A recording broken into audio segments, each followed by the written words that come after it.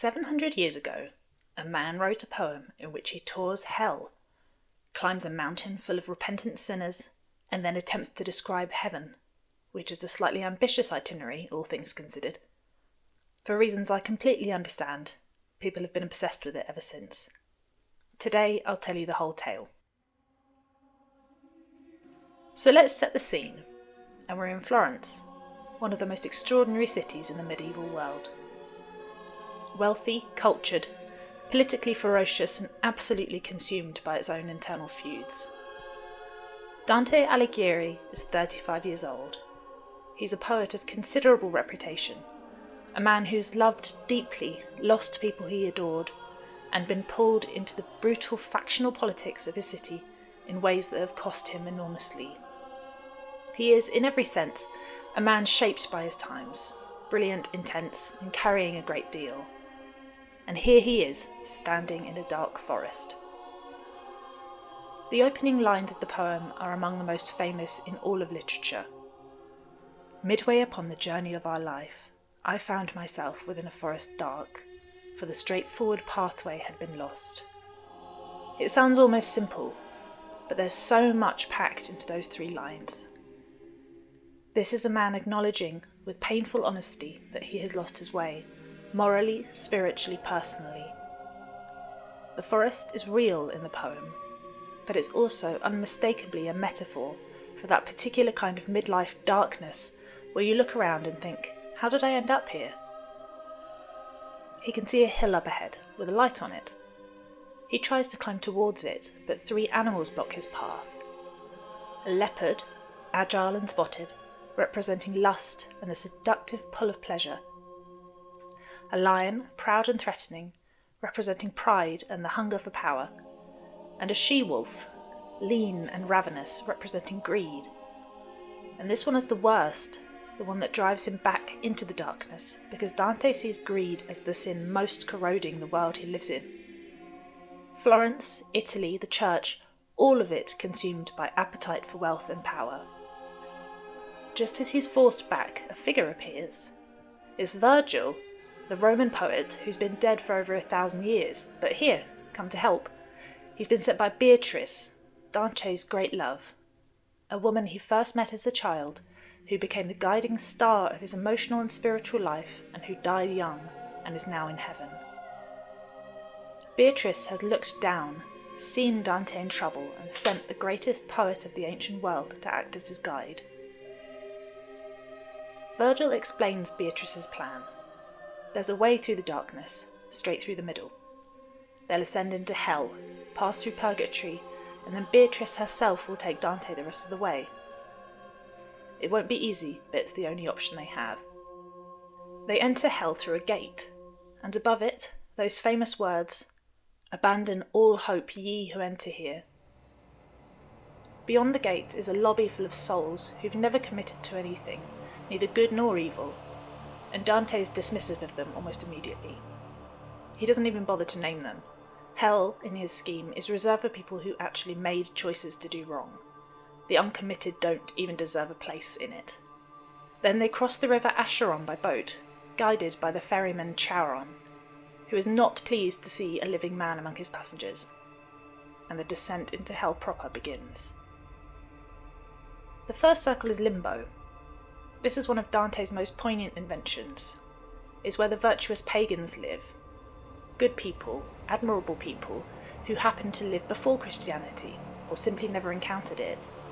Virgil himself lives here, along with Homer, Horace, Ovid, Aristotle, Plato, and many others. It's not a place of torment exactly, more a place of permanent quiet longing. They exist in a kind of beautiful melancholy stillness, forever just outside the light they cannot reach. It's the one place in hell that feels genuinely sad rather than terrible. The second circle is where the punishments properly begin, and it starts with the lustful. These are the souls caught in a perpetual storm, a violent, shrieking wind that never stops, tossing them around in the darkness. Dante speaks with 2 of the damned, Paolo and Francesca. Francesca was married to a man she didn't love, fell into an affair with his younger brother Paolo, and the 2 of them were killed by her husband when he discovered them. She tells the story so beautifully and tenderly that Dante is so overcome he faints. He recovers and they press on. The third circle holds the gluttons, lying in cold heavy rain and mud, tormented by the three-headed dog Cerberus. The fourth holds the greedy and the wasteful, eternally pushing great weights against each other. The fifth is the river Styx itself, a black, foul swamp in which the wrathful fight each other on the surface, while the sullen lie submerged beneath it, gurgling their grievances through the mud. They cross the Styx by boat and arrive at the walls of the city of Dis, a great fortified city within hell, where the lower circles begin. Getting in is genuinely difficult. The gates are barred by demons who refuse to let them pass, and even Virgil's uncertain for a moment. Eventually a messenger from heaven arrives and opens the gates for them. It's a reminder that this whole journey has been planned and orchestrated on their behalf. They're not here by accident. Inside the city of Dis are the heretics, those who didn't believe in the immortality of the soul, lying in open flaming tombs.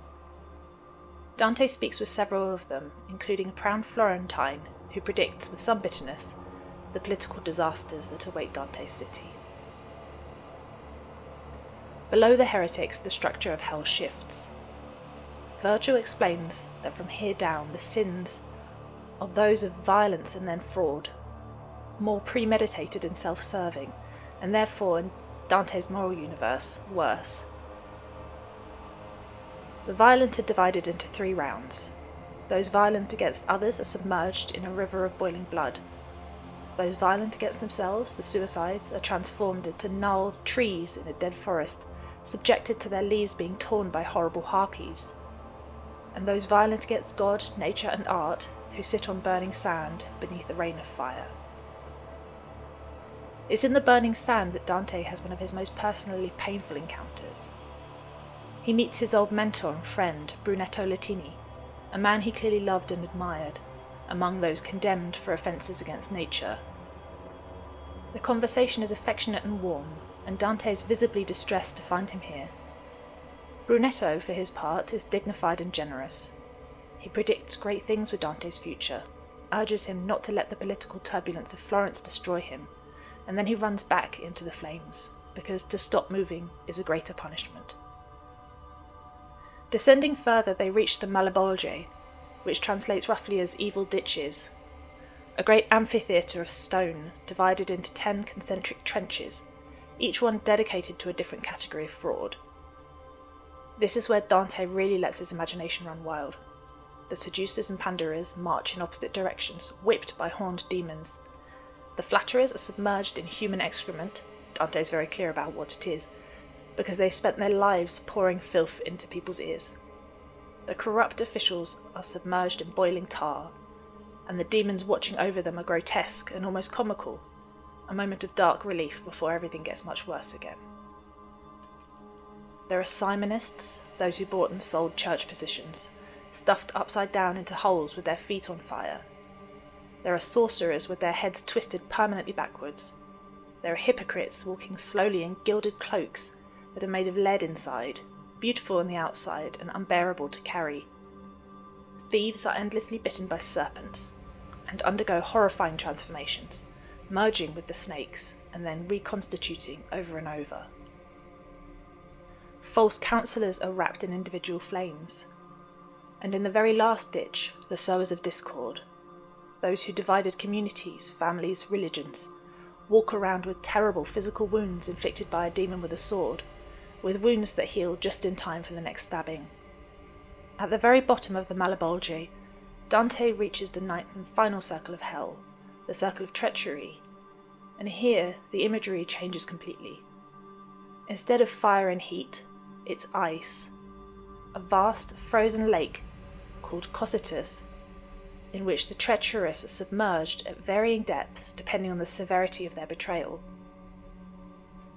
Those who betrayed family members are frozen up to their faces. Those who betrayed their country or their political allies are frozen with their heads bowed, their tears forming ice over their eyes so they cannot even weep freely. And at the very centre, enormous beyond imagining, is Lucifer the devil.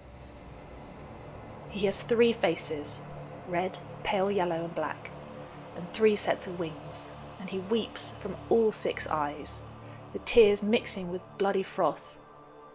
He beats his wings constantly, and the wings create a wind that is precisely what keeps the lake frozen and keeps him trapped. There is something deeply pathetic about him. This is the one being who aspired to be equal to God, and here he is, frozen, weeping, endlessly chewing on the 3 figures in his 3 mouths.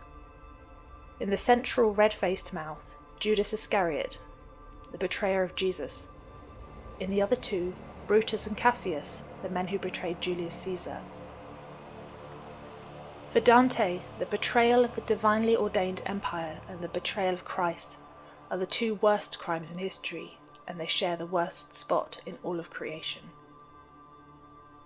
Dante and Virgil climb down Lucifer's body, which requires a slightly complicated manoeuvre at the centre of the earth where gravity reverses, and then up a long dark passage on the other side, and after what feels like an eternity in the dark, they see stars. The shift in atmosphere when they emerge is remarkable, and Dante captures it beautifully. After the stench and darkness and noise of hell, there is open sky, clean air, and the light of dawn over the ocean. Even the language of the poem changes. It becomes softer, more lyrical. There's birdsong. Purgatory is an island mountain in the southern hemisphere, rising in terraces towards heaven.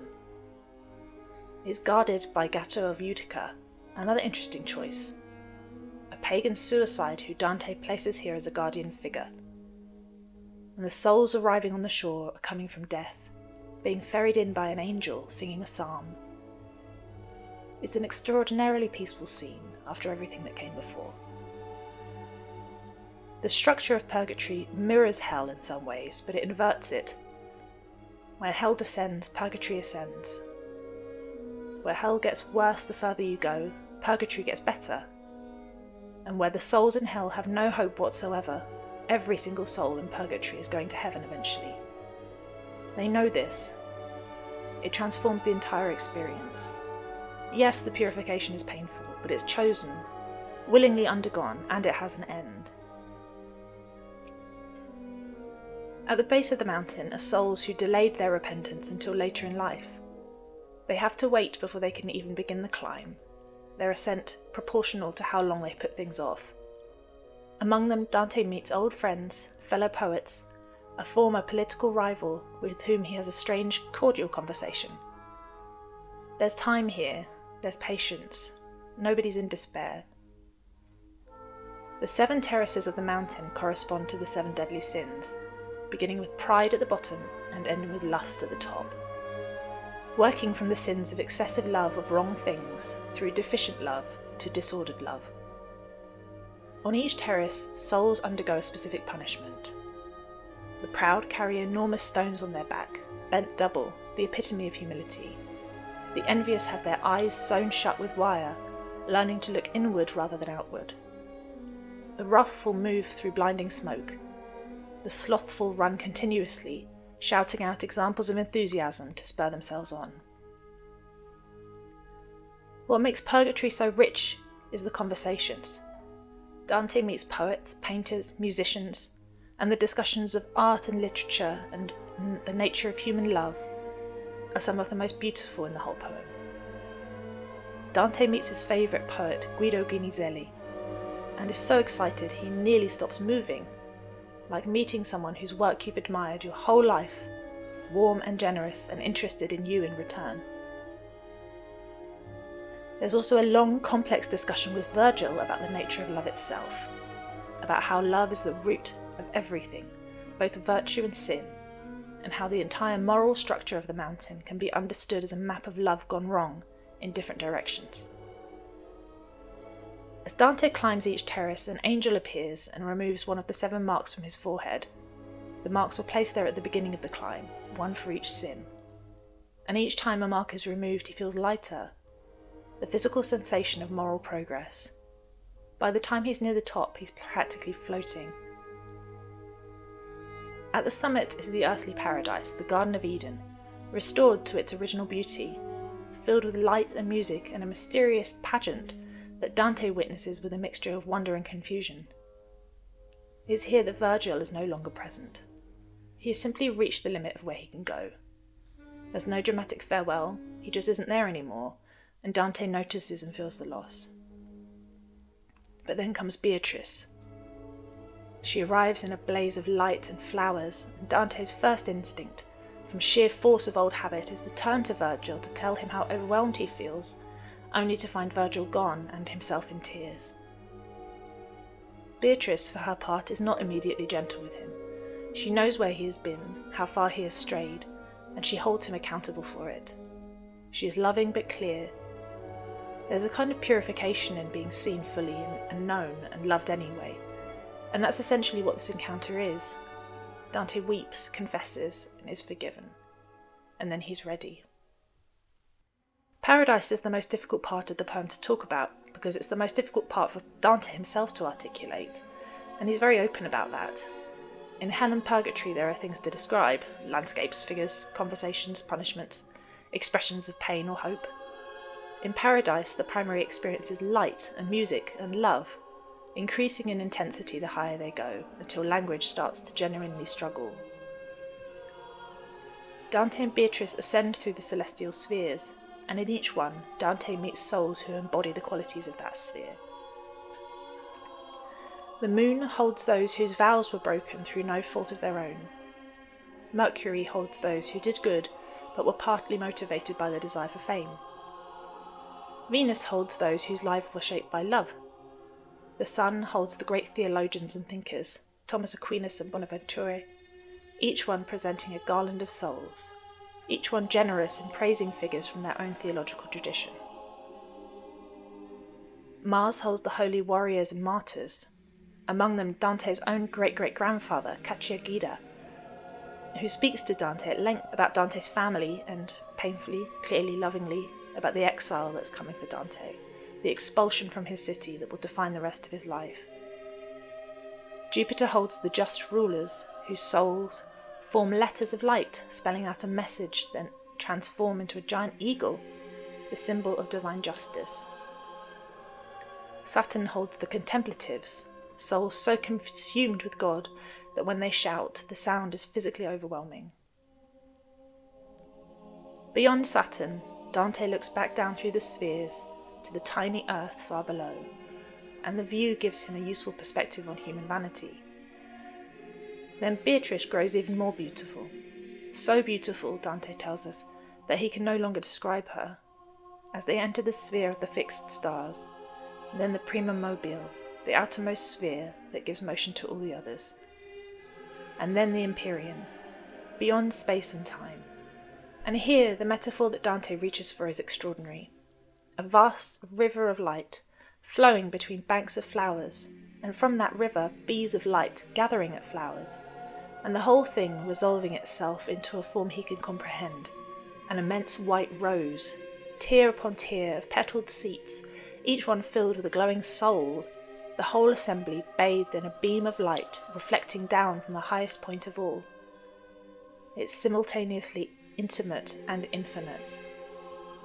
Beatrice takes her place in the rose, smiling at Dante one last time across the great distance, and Saint Bernard of Clairvaux takes her place at his side. Bernard is the great mystic, the one who can take Dante the final steps, because what comes next is beyond reason and even beyond love. Bernard prays to Virgin Mary on Dante's behalf, asking her to grant this one living man the grace to look upon God. And she does. Dante looks and glimpses 3 circles of light, one reflecting the next, of different colours but the same circumference, and within the circle he somehow sees the image of man, the sense that the human and the divine are not separate, that incarnation, the idea of God becoming human, is written into the deepest nature of the universe. And then, like a dreamer who remembers the feeling of a dream but not its contents, the vision passes. But something has changed. Dante is changed, his will and his desire, and now turned and moved by the same love that moves the sun and all the other stars. It's an extraordinary ending. A man who was lost in a dark forest at the beginning, who has travelled through the entire moral universe, arrives finally not at triumph but at peace, at home somehow, in the love that underlies everything. Thanks for watching this video. Remember to like and subscribe to the Literary Buffet for the 5-minute summary and the 45-minute sleep story and 20-minute versions of other classic literary tales.